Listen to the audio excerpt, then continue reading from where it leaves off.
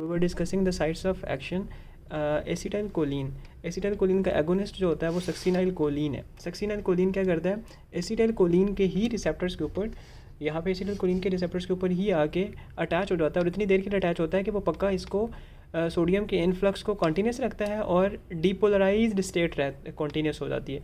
तो जब depolarised state continue होती है तो सक्सेसिव जो इम्पल्स आनी होती है उसके लिए आगे प्रोपोगेट करने के लिए हमें एक कंप्लीट जो साइकिल होता है उसके लिए हमें रीपोलराइजेशन भी चाहिए होती है। तो वो जब कंप्लीट साइकिल नहीं होता तो मसल जो है वो उसकी कॉन्ट्रैक्शन नहीं हो पाती, क्योंकि वो पहले ही कंप्लीट डीपोलराइज्ड स्टेट में पड़ा होता है। So these are the sites of action at which skeletal muscle relaxants can act. So we have discussed all these one by one. Now we will discuss why do we need skeletal muscle relaxants. So these are all the uses of skeletal muscle relaxants. First, surgical procedures.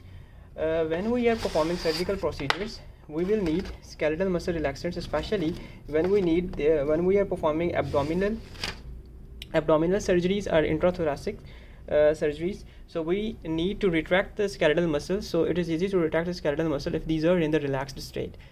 Intubation. अगर आपको tracheal intubation चाहिए होती है, laryngeal intubation चाहिए होती है, तो वहाँ पे लेरिंजियल मसल्स को और फेरेंजियल मसल्स को रिलैक्स करने के लिए हम स्केलेटल मसल रिलैक्सेंट्स देते हैं, ताकि आप इजीली जो है वो एंडोट्रेकियल ट्यूब और लेरिंगोस्कोप पास कर सकें। और जब आपने एंडोट्रेकियल ट्यूब आपने पास कर दिया है तो पेटेंट हो जाता है आपका एयरवे, और आपकी वेंटिलेशन जो है वो भी मेंटेन रहती है।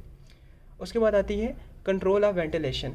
अगर कोई ऐसा पेशेंट है जिसमें स्वीयर ब्रोंकोस्पैज़म्स हैं या फिर उसमें नमूनिया है, क्रॉनिक ऑब्स्ट्रक्टिव एयरवे डिजीज़ का पेशेंट है, तो उसके अंदर हमें वेंटिलेटरी फेलियर को जो है वो हमें ट्रीट करने के लिए मसल रिलैक्सेंट्स की ज़रूरत होती है, जिसकी वजह से हम कंट्रोल कर सकते हैं उसकी वेंटिलेशन को और एडिक्वेट गैसेस एक्सचेंज प्रोवाइड कर सकते हैं, और उसके अंदर पेशेंट के अंदर एटीलैक्टेसिस को प्रिवेंट कर सकते हैं।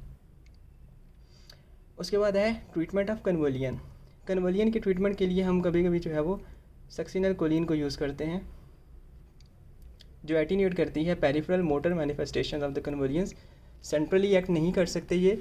वाई दीज स्केलेटल मसल्स जो रिलैक्सेंट्स हैं, depolarising and non depolarising, why these can not act on the central nervous system, because these are polar, highly polar होते हैं, और इनके अंदर नाइट्रोजन की क्वाटर्नरी रिंग होती है।